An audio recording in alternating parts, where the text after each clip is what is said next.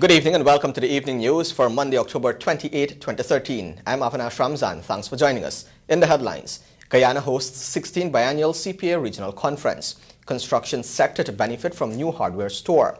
Co-ops that fail to meet deadline for audit submissions will be disbanded. Girl's body recovered from Berbice River. Lal and Yasin owe further $156.7 million in rates and taxes, and the former clerk comments on State of Parliament. Now for the news in detail. As the 16th Biennial Regional Conference of Presiding Officers and Clerks of the Caribbean, the Americas and the Atlantic region of the Commonwealth Parliamentary Association got underway today, calls were made to strengthen the role of parliaments aimed at promoting greater democracy. Samuel Suknanan reports.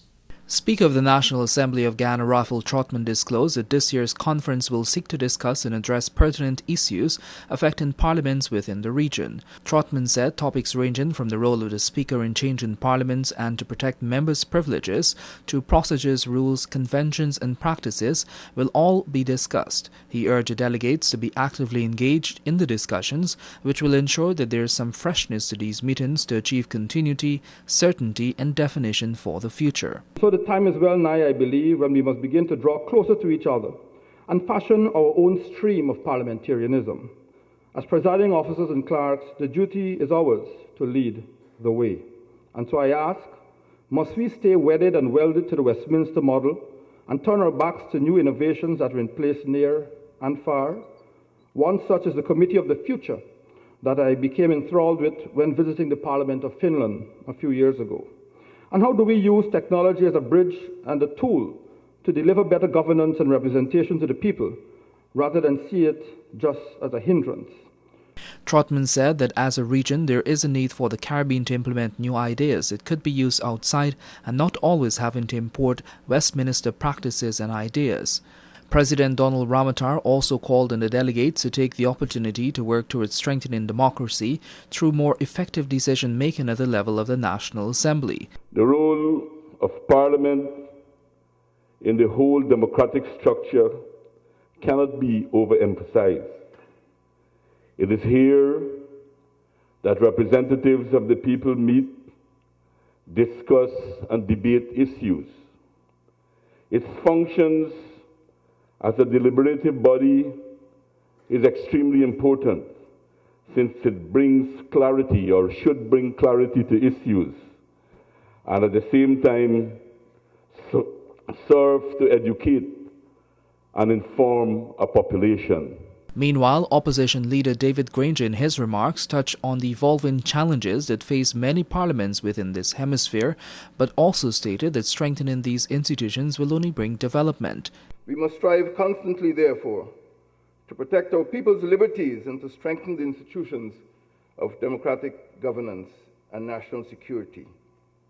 We therefore wish that your deliberations will continue to contribute to devising practical responses to these challenges. We can do much to give the citizens of these small states the good life to which they are entitled. The aims and objectives of the association are to promote knowledge of the respective constitutions as well as the legislative, economic, social and cultural aspects of parliamentary democracy, with particular reference to the Commonwealth countries in the region. The last conference was held in 2011 in the Cayman Islands. For the Evening News, I'm Samuel Suknanan. As Guyana continues to see a boom in its construction industry, a new hardware company out of Trinidad has made a timely investment here to add to the supply of related materials. Armay Guyana Incorporated was officially opened on Saturday evening at Lot 477 Plantation Site, Providence, East Bank, Demerara. Let's take a look. Given the feature address at the launching of Armay Guyana Incorporated, President Donald Ramotar acknowledged the timely establishment of the business, noting that it will contribute significantly to Guyana's housing and construction sectors. This project had its origins in when Irfan and I, along with other friends, met in Trinidad, and we had a discussion here with me, and we thought, we were telling him, why don't you come and do an investment in Guyana, that the possibilities are good, that our economy is on the way up, and that we think that he can make a contribution to that development in our country. He noted that the new hardware store presents competition not only in price, but also in terms of the suitability of products needed on the local market. He also acknowledged the benefits of job creation, as close to 100 persons are now employed there. Armegan Incorporated is now a local branch of a Trinidad-based company that is owned by a Guyanese. During the opening ceremony, owner of the entity Rajendra May said the investment, which costs $1 billion, stemmed from a conversation among him, President Ramatar, and Minister Irfan Ali a few years ago in Trinidad. I'm going to give the people the best price I could. I guarantee my price is the best, it is the cheapest, and my quality is the best. The reason why they will get it from me is because I manufacture about 50% of my product that I sell. Really? Like what? Like everything for roofing, from windows to PVC pipes, 50% of hardware item I manufacture.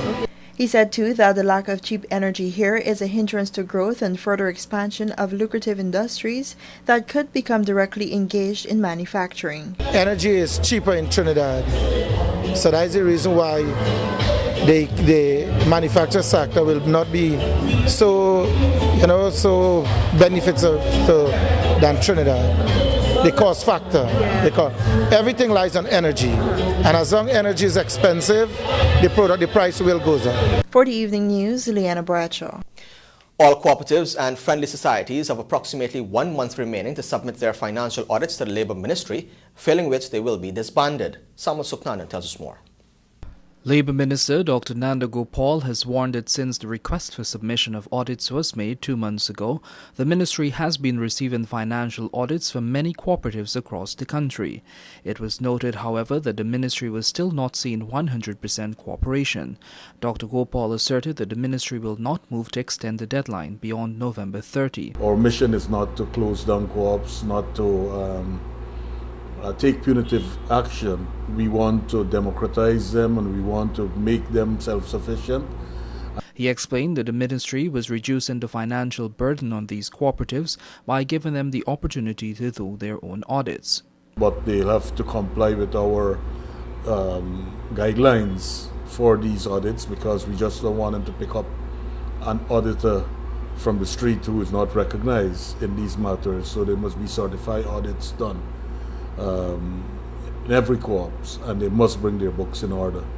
Approximately 1,000 co-ops are registered under the Cooperative Societies Act, but a large number of them are dysfunctional or on the brink of collapse owing to financial difficulties. Dr. Gopal said reports have indicated that there are co-ops that have not held elections for an extensive period, creating a series of problems such as poor financial records. Systems will soon be put in place for the holding of elections for co-ops whose progress have been stymied as a result of the lack of elections. In addition to the auditing of co-ops' financial records, cooperative societies will be reassessed to determine whether they are fulfilling their mandates. The cooperative movement, which is the third largest institution in the country, owns in excess of $15 billion in assets. For the Evening News, I'm Samuel Suknandan. The Kaicho News has again been exposed for carrying a misleading article, the most recent one published in its edition on Sunday regarding Property Holdings Incorporated, which is headed by Executive Director of the National Industrial and Commercial Investments Limited, NISIL, Winston Brassington. Details in this report. Property Holdings Inc. PHI owes the Mayor and City Council for rates and taxes on 6 properties, and according to reports, a request to waiver interest was sent to Council through the Local Government and Regional Development Ministry. What is missing, though, is the fact that the indebtedness of PHI is a direct result of the failure of Mohan Lal, also known as Glenn Lal, and Tony Yassin to pay rates and taxes. The two owes Mayor and City Council $156.7 million plus interest of $91.1 million Guyana dollars for rates and taxes on the 6 properties. In 2004, PHI filed legal action to recover the properties, but the trial is yet to start. The most valuable properties of PHI are a garage property, an electrical property, a property at New Amsterdam Berbice, and another at Lima, Essequibo Coast. These 4 properties are some of the most valuable remaining assets of PHI, but shareholders are upset as the two have not paid a single cent to PHI since 2000. Comments by the respective parties on the matter are muted terminated given a court order.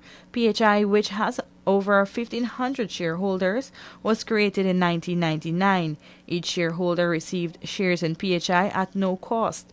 PHI shareholders are former employees and members of the public. The annual general meeting of PHI for 2009, 2010, 2011, and 2012, which was held on October 23 at Regency Suites on Hatfield Street, Georgetown, was adjourned for a poll vote. Meanwhile, a number of persons have been hauled before the court for non-payments of rates and taxes to the MNCC amounting to millions of dollars. Among them are Lal, who was represented by attorney and leader of the Alliance for Change, Kemraj Ramchatan. Lal and his wife, Bina, are accused of owing the council more than $5.6 million in taxes for a property at 24 Saffron Street, Charlestown, Georgetown, according to court documents. In a Kaiser News report on October 11, Lal admitted to owing rates and taxes but claimed that he had an understanding with the MNCC that millions of dollars he and his wife owe would be offset via services provided by his newspaper. Also being sued is Lal Bachchan, Christopher Ram, who has 3 matters. Ram reportedly owes more than $11 million in taxes for properties on Waterloo Street, North Cummins-Burg. In a press release issued on October 11, Ram admitted to owing taxes and claimed that discussions on the matter go back to the 1990s when agreement was reached to have balance due to services rendered to the MNCC offset the millions of dollars he owes in rates and taxes. General Secretary of the People's Progressive Party Civic, Clement Rohi, says that the administration is just as concerned as other political parties about the non-appointment of the Ombudsman. Whitney Prasad reports. Of course it's an interest of the PPP, but it falls most clearly to the responsibility of the government to find an appropriate candidates for such responsibility. Yes, we do have influence in the government. But in the final analysis, the final call is with the government. That was the PPPC General Secretary Clement Rohi, who was at the time responding to questions posed by media operatives at the party's weekly press briefing today. The situation has not only captured the attention of the parliamentary opposition, but according to the General Secretary, the PPPC would like to see the appointment of an ombudsman in Guyana, but the final decision is with government. An ombudsman is an official usually appointed by the government or by parliament, but with a significant degree of independence. One such official is charged with representing the interest of the public by investigating and addressing complaints of maladministration or violation of rights. The typical duties of an ombudsman are to investigate complaints and attempt to resolve them, usually through recommendations. Ombudsmen sometimes also aim to identify systematic issues leading to poor service or breaches of people's rights. At the national level, most ombudsmen have a wide mandate to deal with the entire public sector and sometimes also elements of the private sector. An ombudsman has the power to sanction if a citizen feels he or she has been treated unjustly by a high-profile member of society, even a minister. If the courts have a hold-up in trying the case, the ombudsman can sanction after consideration in accordance with the laws. Guyana has been without an ombudsman since the retirement of Justice Sheikh Mohammed in 2005. In June of this year, it was reported in the media that President Ramatar had suggested that Justice Chang and Singh be appointed. However, leader of the APNU David Granger recommended that the posts be advertised in the Eastern Caribbean.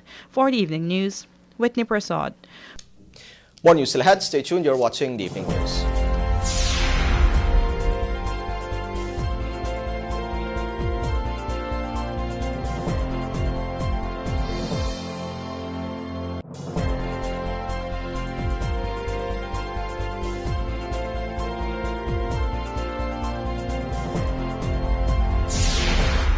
This is the Evening News. Welcome back. Whitney Prasad joins us to report that the ruling People's Progressive Party Civic Administration has announced that Amerindians are facing major setbacks as a result of the axing of critical aspects of the 2012 and 2013 national budgets. Details in this report. Even while the National Tushao Conference NTC 2013 was a success, the People's Progressive Party Civic PPPC has noted that of the 200 leaders present at that meeting, the vast majority raised concerns pertaining to projects that were affected because of the slashing of the national budget. While the Amerindian people have been suffering because of this move by the opposition, the presence and participation of over hundreds of leaders at the NTC serves to underline the success of the PPPC in its continued efforts to empower the indigenous people by playing a more direct role in their communities. PPPC General Secretary Clement Rohi during the party's press conference said that Ghana's Low Carbon Development Strategy (LCDS) is a perfect example of one area that has been affected by the cuts. But still, in the face of these challenges, a second wave of the LCDS project has been identified.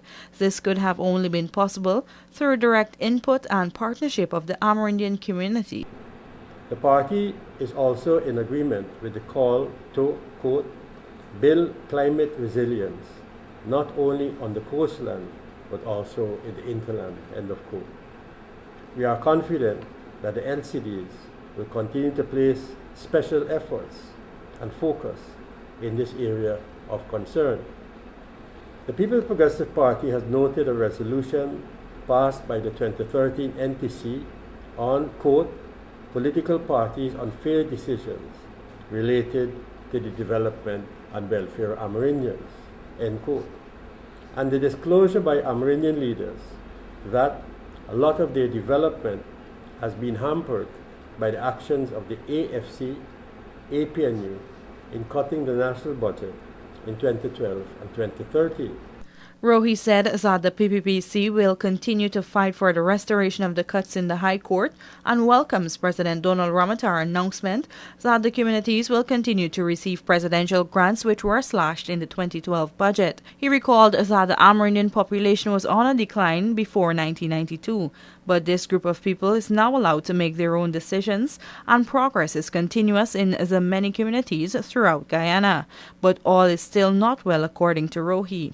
It is with this in mind that our party finds it strange that the recent picketing action by the Amerindian People's Association during the course of the NTC deliberations, where they expressed disappointment at the US $10.7 million contract between the government and the UNDP for the titling and demarcation of Amerindian lands. The APA has been quoted in the press as saying, this amount is not enough. While it is common knowledge that the titling and demarcation of Amerindian lands is a continuous effort and is not something which can be achieved overnight, the APA should tell the Guyanese public why they have been silent on the slashing of budgetary allocation to the Amerindian communities. The APA protest action is further exposed when consideration is given to the fact that a significant portion of the monies the opposition has denied our Amerindian communities were intended to address the specific issues with this grouping highlighted as concerns during their picket action. The party has noted the tremendous progress that has been made in this regard and said that it will press forward to build on the successes achieved. For the Evening News, Whitney Prasad. Police today confirmed that the body of student Tanisha LaRose, aged 13, of St. Luce Berbice River was recovered on October 25, 2013. She reportedly jumped overboard from a boat while traveling in the Berbice River earlier that day. Residents of Allboystown, Georgetown are expressing frustration with a situation of flooding that they say has been a hindrance and eyesore over the past month. Liana Bradshaw visited the area today and has the details in this report. According to residents of Allboystown, they have been suffering as a result of a broken coker in the area which is affecting their livelihoods. Paro Ali, a businesswoman, explained the gravity of the situation. It's morning and evening 2 times a day, and it's bad for our business as well. Every day? Every single day. The problem? They said some coker out there is giving the problem, so I don't know why they can't fix it. I can't see the coker will take 1 month and over to fix.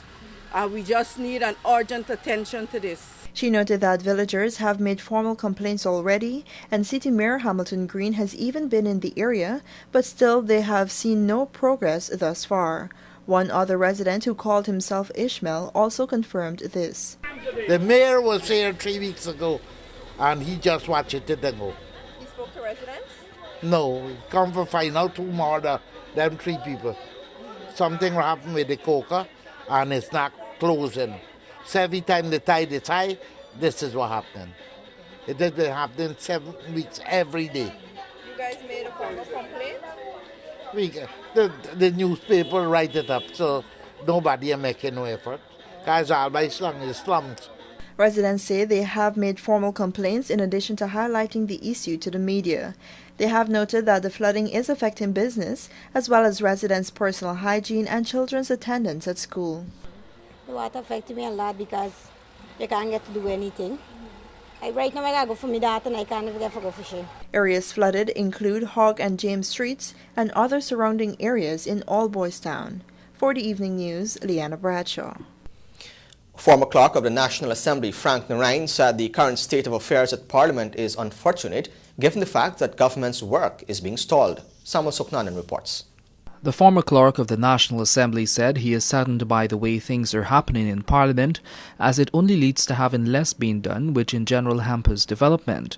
Narine, who served as clerk for 51 years, noted that he has never experienced what is taking place now in the past and said this is a peculiar event that should be treated with care. Who would have been my boss? Is it the Speaker? Is it the government? Is it the opposition with their one-member majority? Who is my boss? I would have had a great problem as I see my deputy complaining. I couldn't say deputy, my successor. He served as my deputy before. It seems as if sometimes work is being delayed. The work of Parliament cannot go on. It is not going on in some cases. The former clerk believes that while the dispensation is good to some extent and has created greater accountability, it is not necessarily helping to fast-track government's work the way it ought to. Meanwhile, Narine said that after serving Parliament for so many years and having had the opportunity to travel and understand how other parliaments operate, he is of the belief that there is a need for a new complex. He said this is necessary in order for each parliamentarian to execute their mandates more effectively and serve in their constituency properly. In 1953, Narine was appointed a clerk doing everything from proofreading bills to filing and selling the laws of then British Guyana. On May 25, 1966, one day before the country gained independence, his appointment as deputy clerk was announced.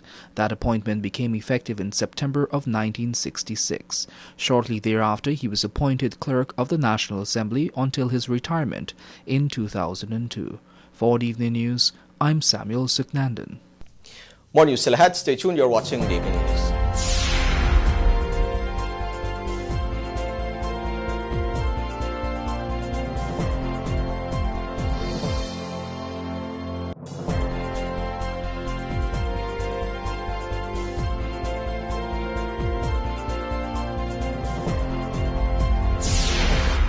This is the Evening News. Welcome back. Bisha Mohammadau reports that the Guyana Hindu Dharmic Sabha's Diwali Utsav attracted thousands who were well entertained by Indian singers Gunjan Singh and Jeffrey Iqbal at the Guyana International Conference Center. Let's take a look.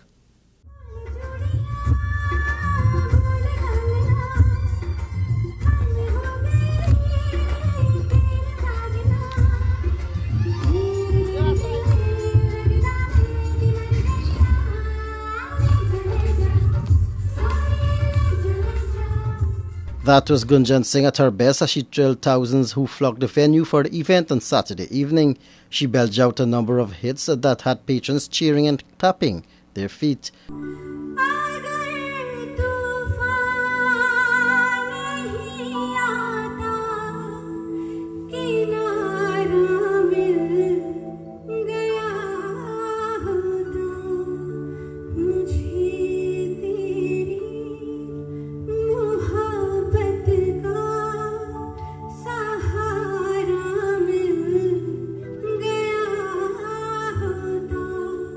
However, the show started with the local talents Sukrani Budu, Mona and Rekha Singh, who evidently put the crowd in the right mood. There were also some breathtaking performances by the Sabha's Dharmic Nitrasang dancers, but the patrons sat eagerly and waited for the big guns, Gunjan Singh and Jeffrey Iqbal.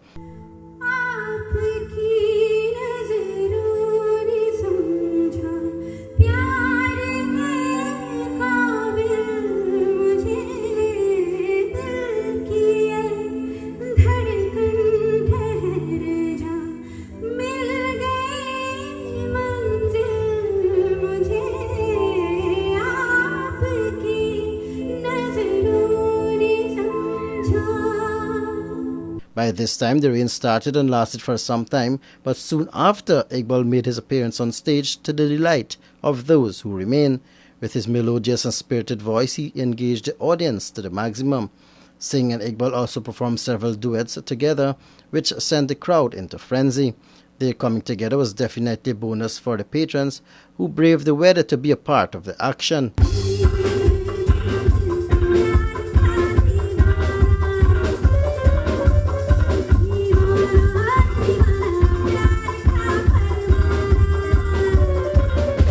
Despite the rains, the night ended on a high note with some excellent performances by the two international artists as well as the local talent. Bisham Mohammed, The Evening News. Guyanese designer Donna Ramsamy James last evening launched her 2014 collection at an event held on the lawns of her Durban Street home. Bisham Mohammed was there and captured the action.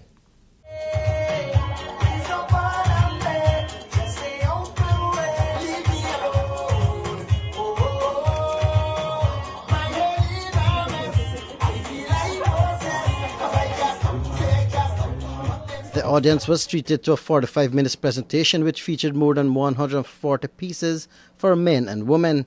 The models did a fantastic job during the presentation, captivating the hearts of those present as they took to the runway. The name Medusa wa Amani means magic of peace, and the designs were carefully put together using various fabrics such as linen and cotton. The eye-catching colors of the presentation were breathtaking, shades of green, orange, yellow and blue complemented with black, white, grey and brown. The designer Donna Ramsamy James explained the concept behind her collection. Every year I'm inspired. Sometimes it's with the beaches in Barbados, it's the city line in New York, but this year it was Kenya and it's Guyana. I hate to see garbage. I think we're messing what is one of the greenest, most beautiful countries. I've traveled to over 70 countries and there's no place like Guyana, and I think it's time we do something about it. So I thought I'll get the message in by fashion. My head was in a dark place, hence the creams and the blacks and the browns, and then into the color. The music also reflected that, and then into the green for the environment in Guyana. All the bags and belts you also saw today I have made. She recalled that for the past 15 years the private viewing was done at her residence, but she believes that it has outgrown the space. There will be a 2015 collection, but it won't be in this venue. This venue started with my clients. It was numbered about 70. But now we have 150 people. There's no seating. It's become very big. I have my buyers who've come in from the Caribbean to have a look at the collection and Florida. So it's sort of outgrown this, my home, and I hate for it to be my last, but unfortunately it has to be. So we'll go to Herdmanston House from next year. Each design was worn with matching costume jewelry and handbags, where appropriate. Prices range from $15,000 to $35,000 a piece. Bisham Mohammed, The Evening News. Meanwhile, 15-year-old Jadida Harry outshone 8 others to cop the title of Miss North Georgetown Secondary School on Saturday. Here again is Bisham Mohammed.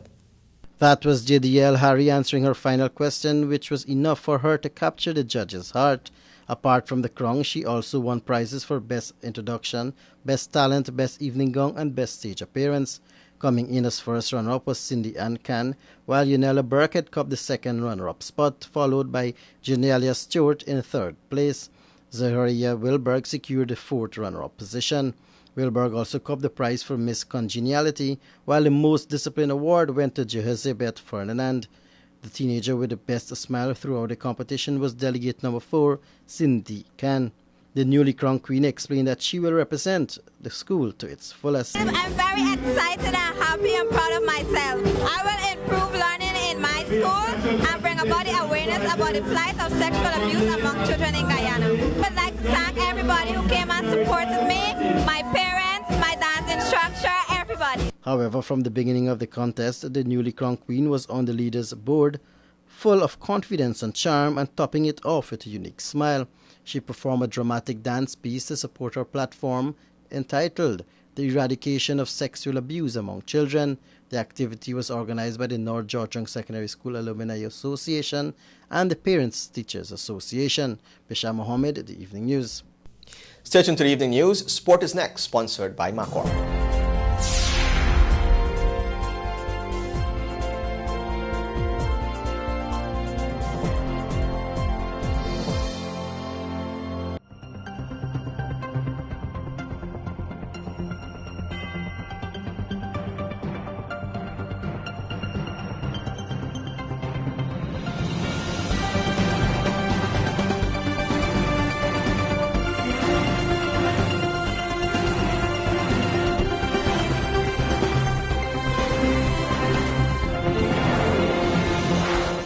This is Evening News. Welcome back. Now for a look at sport. In the headlines, Raynaud Jeffrey wins Digicel Road Race. Cleveland Ford tops Guyana leg of South American 10K, and amateur boxing to hit bar ticket for the first time. Now for the details.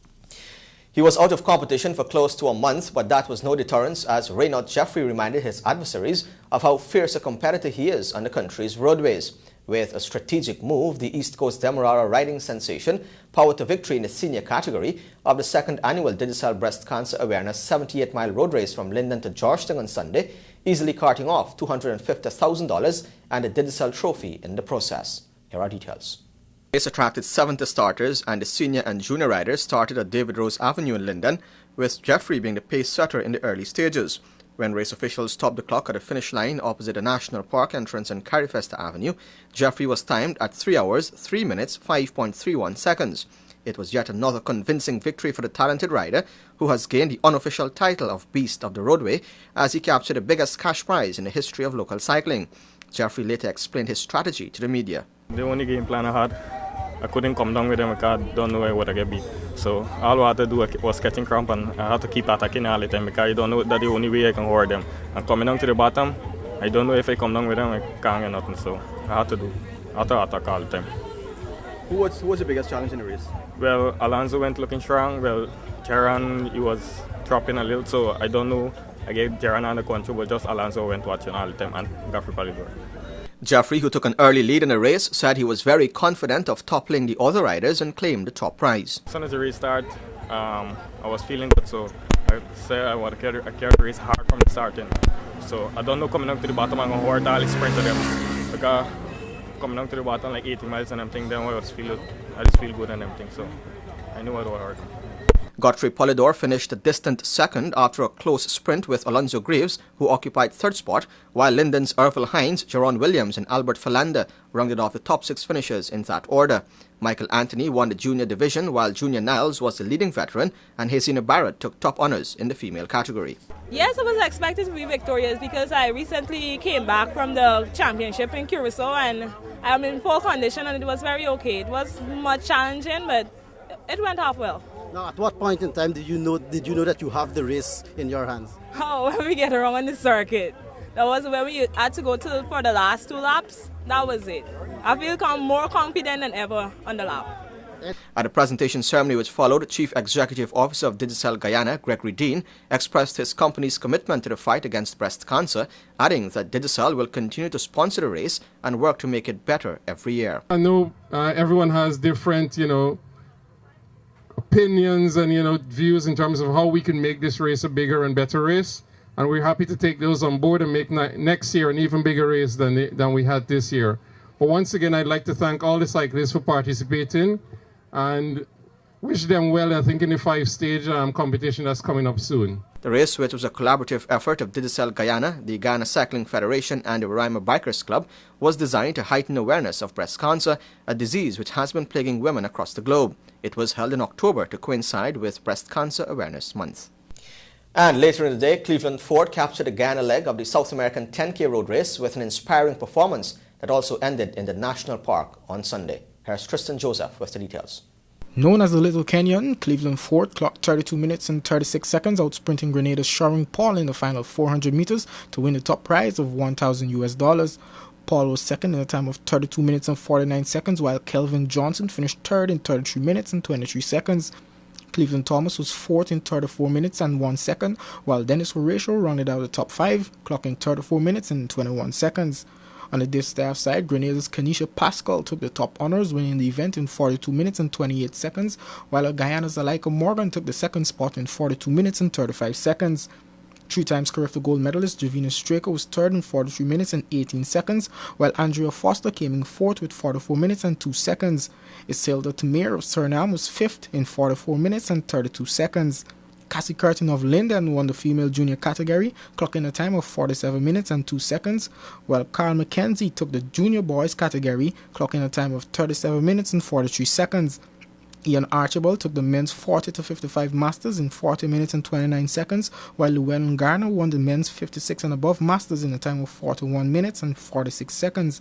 Alicia Fortune was the winner of the female Masters in a time of 51 minutes and 29 seconds. Ford is expected to head to the second leg of the event in Panama, where he vows to be prepared for the challenge ahead. Now for some boxing news. Residents of Bartica and neighboring communities will have an opportunity to experience organized amateur boxing for the first time when the Guyana Boxing Association stages a two-night activity on the island next month. Details in this report.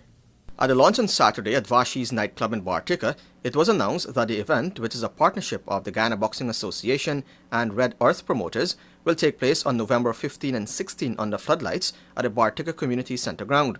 Delivering feature remarks at the launch, President of the Guyana Boxing Association, Steve Ninval, said the move forms part of the association's drive to decentralize the sport. I think that it is known that Georgetown is not Guyana. We tend to think of it like that. But we would know that some of our best sportsmen and women are not from the capital city. So it's important that we have such activities in these regions so as not only to spot talent, but to support and raise the enthusiasm of some of our young people in these areas. Ninval called on Barticians and those residing in the nearby communities to support the card, as this is the first step in a major plan the Guyana Boxing Association has for the area.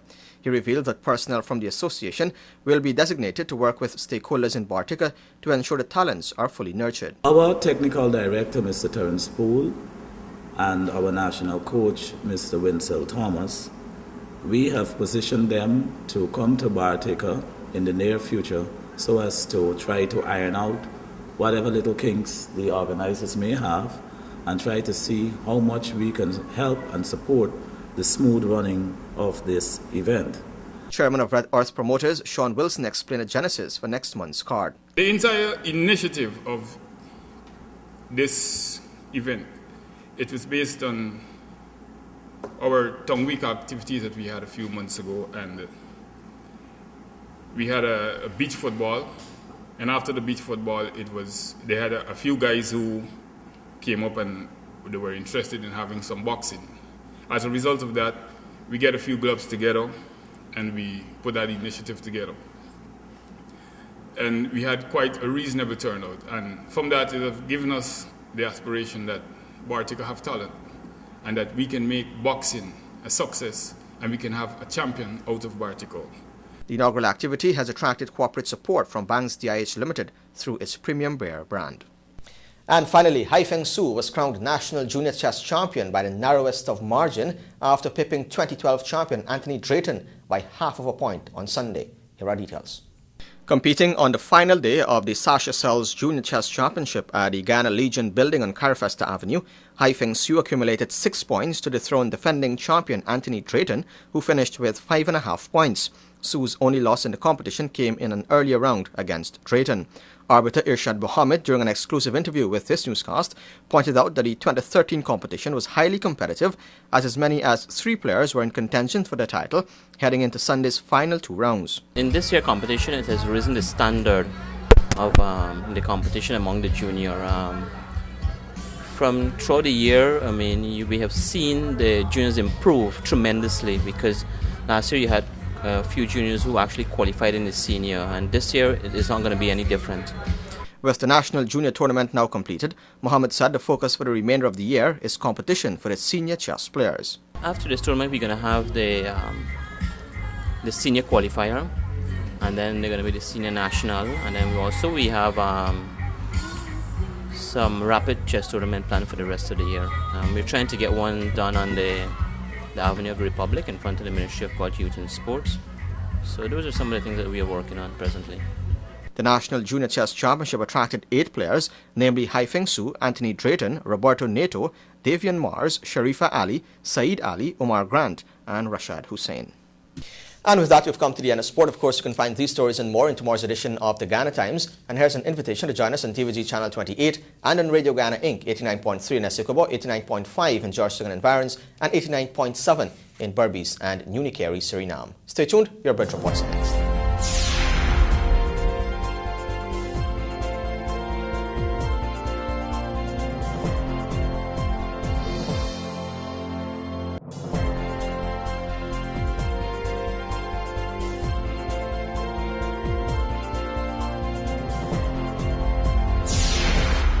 Welcome back to the evening news. Now for a look at your bridge reports. The Demerara Harbour Bridge will be closed on Tuesday, October 29 at 13 hours 30 for a period of 1.5 hours. And the Burberry Silver Bridge will be closed on Tuesday, October 29 at 13 hours for a period of 1.5 hours. And with that, we've come to the end of the evening news for Monday, October 28, 2013. I'm Avinash Ramzan. Thanks for watching.